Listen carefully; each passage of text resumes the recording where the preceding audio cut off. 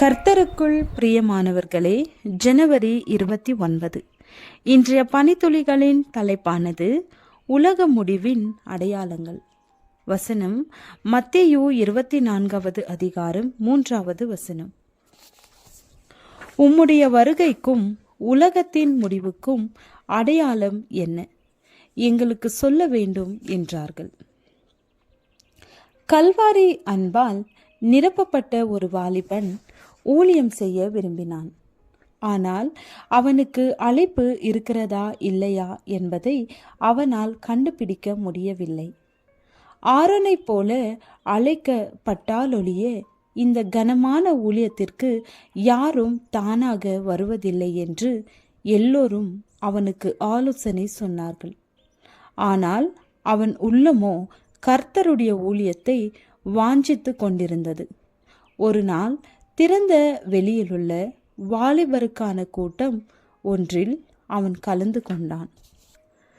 சூரியன் அஸ்தமித்து மெதுவாக இருள் சூழ்ந்தது.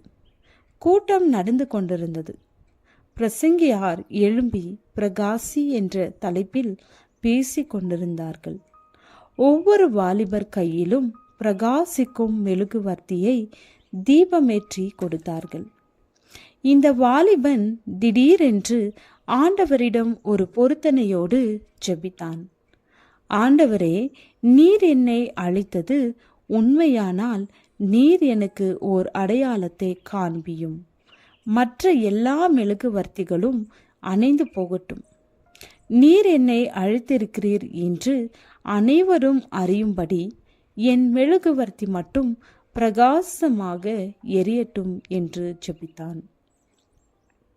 மறுவினாடி திடீரென்று ஒரு காற்று வீசியது. அத்தனை மெழுகுவர்த்திகளும் அணைந்து போயின. இந்த வாலிபனின் தீபம் மட்டும் பிரகாசமாய் எரிந்து கொண்டே இருந்தது. இந்த தீபத்தின் உதவியால் மற்ற மெழுகுவர்த்திகளை எல்லாம் அவன் பற்ற வைத்தான். அந்த அடையாளம் அவனுக்கு போதுமானதாய் இருந்தது. தன் வேலையை விட்டு, தன் உத்தியோகத்தை விட்டு தேவ ஊழியக்காரன் ஆனான். உலகத்தார் அடையாளங்களை கேட்கிறார்கள். கிதியோன் அற்புதத்தை கேட்டான். எசேக்கியா அடையாளத்தை கேட்டான்.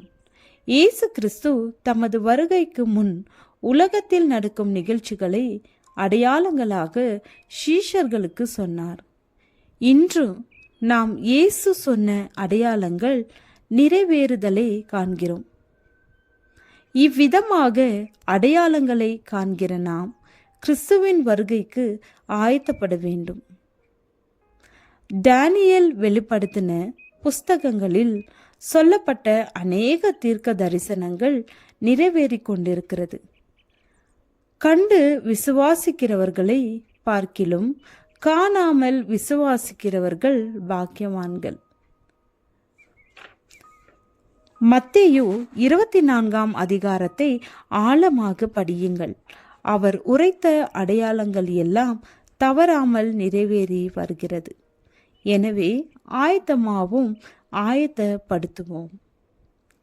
ஜெபம். உம்முடைய வருகை மிகவும் சமீபம் என்பதால் நாங்கள் எல்லாவித ஆயத்தத்தோடு காணப்பட்ட உதவி அருளும். ஆமேன்.